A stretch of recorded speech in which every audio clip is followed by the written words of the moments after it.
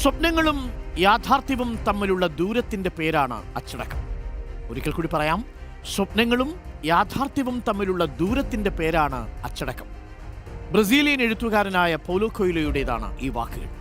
അച്ചടക്കം എന്ന വാക്കിൻ്റെ അർത്ഥം ശിക്ഷയെന്നോ ഭീഷണിയെന്നോ അല്ല.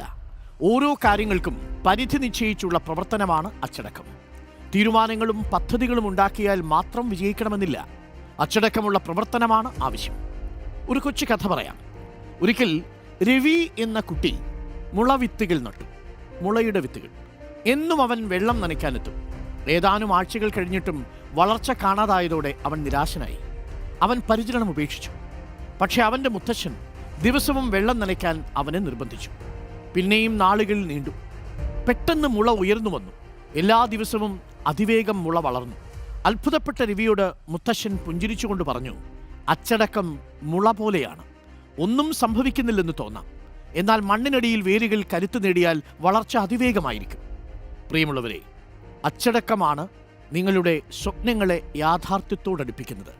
അച്ചടക്കമില്ലാത്ത സ്വപ്നങ്ങൾ കേവലം പകൽക്കിനാവുകൾ മാത്രമായിരിക്കും. അവയ്ക്ക് ഒരിക്കലും യാഥാർത്ഥ്യത്തിൻ്റെ തീരത്ത് അടുക്കാൻ കഴിയില്ല.